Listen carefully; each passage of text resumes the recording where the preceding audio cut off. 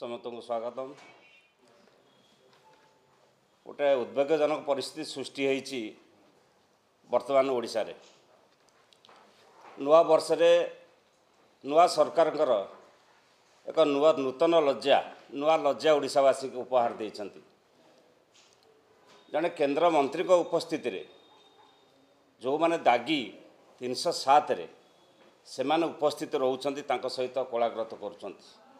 एवं सबुठार बड़ कथा गत काली आईन मंत्री को आगे आईन मंत्री को उपस्थिति रे आईन के हाथ को नहीं शासक दल विधायक जो बड़ी घटना घटेले जड़े कर्तव्यरत पुलिस कर्मचारी तांको तंटिया मारिबा कर्मी मानक मारले से अलग कथा किंतु जड़े कर्तव्यरत पुलिस कर्मचारी की तंटिया मारिबा ओडिशावासी गोटे उद्वेगजनकर कथा एवं लज्जाकर घटना। आईन के हाथ को नवा बाड़ जदि फसल खाइब ताहले काहू कहवा। तेणु ओडिशावासी आज मर्माहत अनुतप्त आम दृढ़ प्रतिवाद करुचु ये घटना।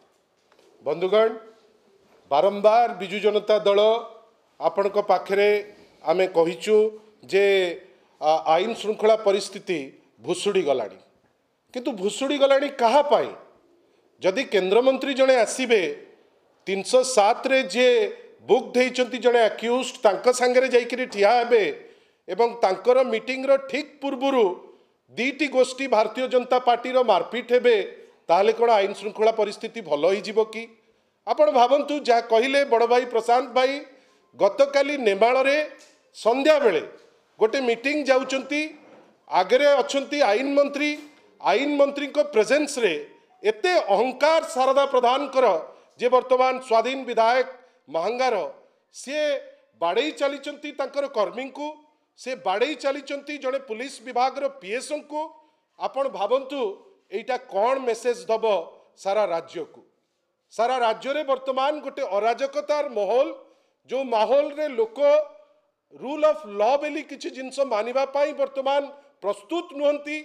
कहीं जदि मंत्री आगे गंडगोल मंत्री आगे मरणांतक आक्रमण जो दिन प्रधानमंत्री आसुचंती जदि रास्ता उपरे बीच रास्ता उपरे भुवनेश्वर रे मुंड गंडी अलगा करा जाउची ताले आपण भावंतु जे एई जो नूतन सरकार भारतीय जनता पार्टी कुहालिया सरकार आपण भावंतु वास्तव परिस्थिति कौन।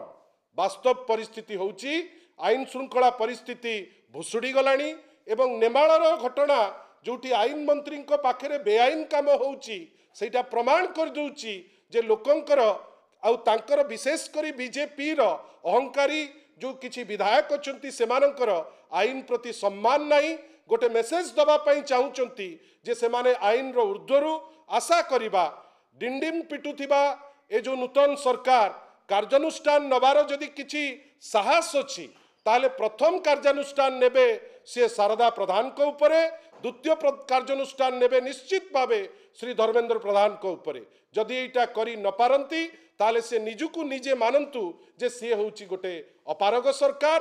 आ कालीर घटना सारा राज्य रे लोकंक पाखरे पहुंची किरी लोके केवल छी छी कहउचंती।